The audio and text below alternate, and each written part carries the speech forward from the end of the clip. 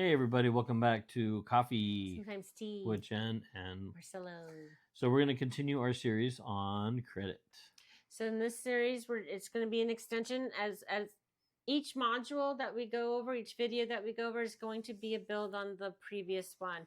So if you want, you can just go in and watch them all in the wherever the little thing is, and you can set it up in YouTube where it just goes down each module. But for right now, we're going to break them out for you, and we're going to talk about.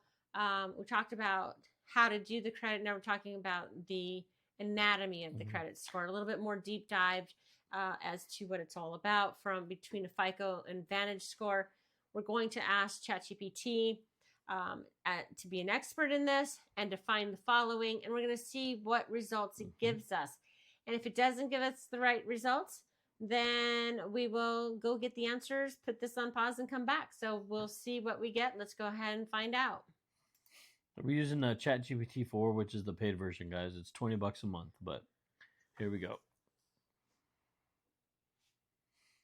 All right, so we did cover this just a little bit, but this is going to be more of a deep dive on the differences. And it is important to know this. So while we're waiting for it to do its thing, I want to see how far down it goes. Very good. We'll scroll back up to the top here. So understanding the anatomy of a credit score. Why? It's your financial health. And when it says financial health, it's not just monetary.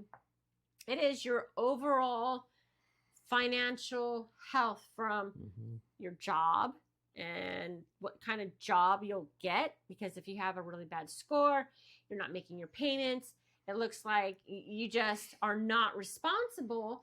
Some positions that you go for may look at you and say you're a high risk employee. They want to know that they can rely on you, and they're judging you based on your score. Is it fair? No, it's not. It's not fair. And are they allowed to do that? I don't think they should. I don't. That's life. But they do. I had an employer who did a credit check on me, and thankfully I was able to figure out what was going on. And during an interview, I knew my score. I knew what was on my report, and I brought it up. Hey, just so you know, if you pull my credit, I have this, this, this, and this. And I explained why this happened, and why this happened. Most of them were medical, so obviously common logical sense says, okay, looks like you had some medical stuff going on. Are you better? Yes? Good. Moving along, taking care of it, and get on. But for some people, and we're going to get into this, that risk is risk of job. So you don't get the job. So you don't get to make the money that you want to make. So that means you get high interest rate credit cards because you're struggling. And then you go down that rabbit hole of got the credit, tank the credit, and then you do it again. And it's a repeat. And what we're here to say is stop the madness. Let us help you. Join the group. Learn more about this. Learn the whys. And we're going to really go down, again, the anatomy and how this stuff affects you. Right.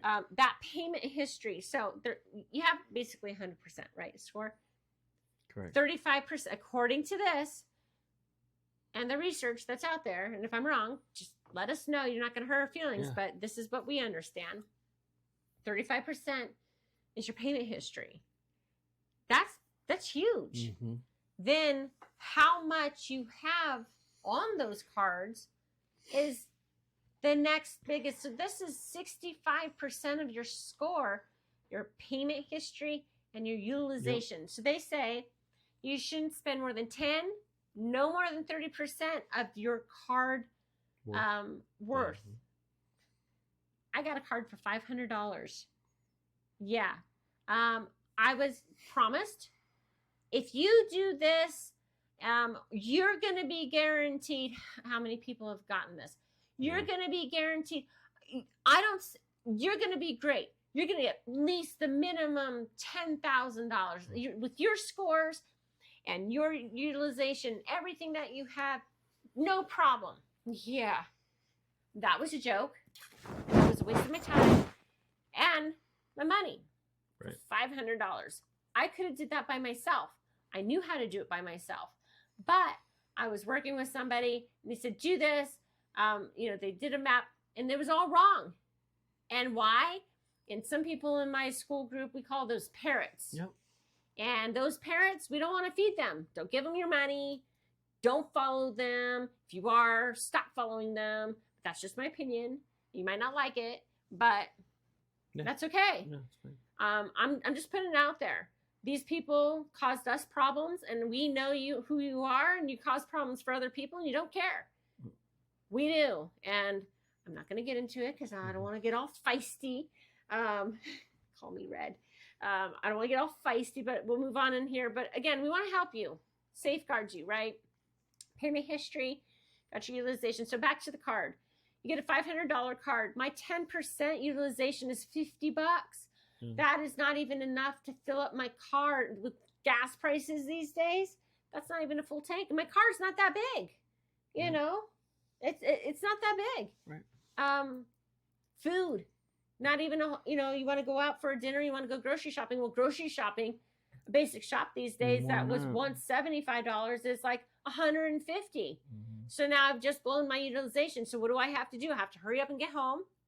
And then I have to pay it off as soon as I get home. So I know that I can use the card for the next 6 months to a year.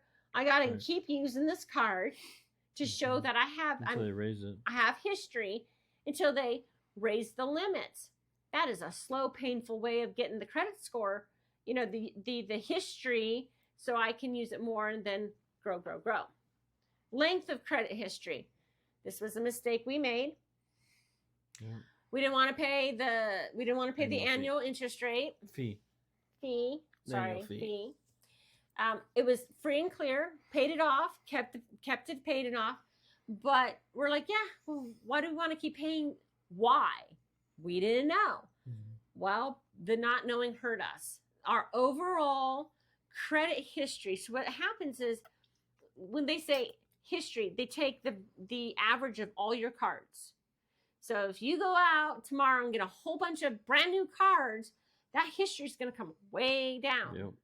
And if you don't have longevity, it's not going to maintain a high average. And that's what happened to us.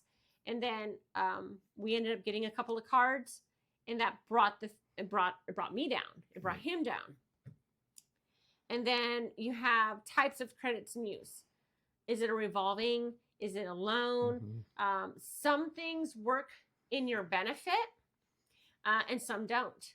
And we're going to go more in deep dive in that in the community. So make sure you follow us, like us. If you have questions about this, let us know. We want to be able to go over that with you. New credit. You're going to get offers, especially when you start boosting those scores, or the opposite. You have a whole bunch of cards and you get the ones, consolidate with us. Yep. Stay away. Just say no. If you have questions, ask us. We have people that can help you. We're not going to charge you. We want to give you information. We want you to get value. We want you to have takeaways from this. What are your takeaways? And let us know in the description below. What are your takeaways on these modules that you're watching with us? So what is the difference between a FICO and a VantageScore? Can you cover that? Yeah, the FICO scores, but it's created by the Fair Isaac Corporation, which is FIC. It's the oldest used credit. That's how they basically run your life, or ruin your life, as Jen would say. So it ranges from 300 all the way to 850. Okay, that's what lenders use to basically either give you credit, not give you credit, how much to give you, what rate to give you at. Now, the VantageScore was developed as a joint venture by all three major bureaus. Okay, Experian, TransUnion, Equifax. Those are the three bureaus. Okay, so the VantageScore also ranges from 300 to 850. But it was designated for a more consumer-friendly model, which provides scores for people with newer or less traditional credit history. So if you only have 2 or 3 trade lines, like Jen may have 2 or 3 trade lines, I may have 15. So that's why they developed for people that have the lower end of trade lines. So that's what the VantageScore is, to take in your favor, basically. So the big key differences. So score calculation. score range, minimum scoring criteria, and late payment. So the score calculations is while both use the same factor to calculate the scores, the weight in each model places on those factors that can vary. Okay, so example, the VantageScore places emphasis on the recent credit behavior and patterns over time, right? And then you've got the scoring range. They both, like I said, they between 300 to 850. That's the same in the range, but the waypoints are assigned within that range that can differ. Okay, But we'll go more in and depth we'll that. jump in all this too. So minimum FICO criteria, then ones that have score don't have But scores. what about number 4? So that's the big one. Late payments. Okay. VantageScore Differentiates between the types. 2, yes, of what's late. So is it the mortgage versus your credit card? Mm-hmm. One thing to know, if I had to choose, and I don't choose either, okay? I went through a lot. We went through a lot. We had a lot of issues. We worked really hard to overcome our obstacles. To clean up our credit. And the one thing that weighs more heavy than anything is that mortgage. Mm-hmm. Do not be late on your mortgage. Make sure that is being paid on time every month. I don't care if you're paying it the day before. Make sure it is on auto pay. Pay 2 days before. Mm-hmm. If your mortgage is on the 1st, ask them to put it on the 5th. Get the dates changed on the credit cards. If you get a bi-weekly check or every 2 weeks or every Friday or every other Friday, know your schedule. Mm-hmm. Know when you get paid. Do a worksheet, and we'll be going over this as one of the mini modules of some tips and tricks that can help you understand your credit, but how to manage that credit so you can avoid the late payments, avoid the late mortgages, and be able, because this is what I used to do. I'm a big Excel person. I work in Excel. I love numbers, and one thing I did was I mapped out. And they have apps for that. Obviously, they have apps for that. But I don't want to go and put all my information in because I already had it. Well, some of these tools now can just take the information I've created and pop it in. Point is, you want to list everything that you have. Get it into that spreadsheet. Right. Know how much you owe. Know your account. Know your due dates. Get every statement that you have. And if I don't get those statements, everything's online. Fine, everything's online. Go get all your PDFs. If you got a printer, print them. Mm-hmm. If not, consolidate everything into one PDF. And then look at the amount due. What is your balance?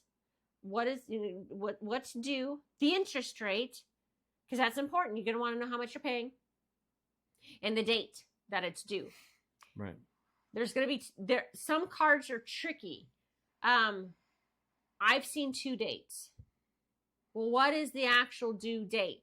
I get confused. Mm-hmm. I call.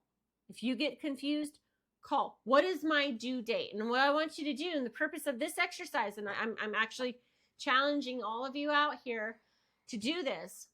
I want you to go to look at your credit or look at your credit card statements, all of the credit card, put them in a pile, put them in, like, get a little clippy for the whole month. Gather up every bill that you have, put a little clippy. At the end of the month, I don't care if you write it by hand, put it in a spreadsheet, but what I want you to do, I want you to put it down and look at all your due dates, okay? Look at the bulk of your resource, of where all your money's at. Is it heavy at the beginning of the month, or is it heavy in the middle of the month? What are those dates? Is everything due on the 1st, 2nd, 3rd, 4th, 5th? Or is everything due right around the middle of the month? You can go to your creditors and say, hey, Mr. Visa card, Walmart card, whatever. Hey, can I move my date? And they're going to tell you yes or no. If they say no, it may be because you owe money, or you didn't make your monthly payment yet, or whatever the reason is. But a lot of times they'll say yes, and then what you do is have your plan in advance. So we're going to go further in depth in that. This is just a quick takeaway for you. There will be a worksheet coming up. Join us for that. We want to ask us your questions. Let us know what you want to see. What do you need? How can we help you get yourself on a better plan, a better path for financial health and getting your payments made on time? Right. So join us for the next series at Coffee. Sometimes Tea. Right. Cheers to Cheers you. See you then. We hope to see you again soon.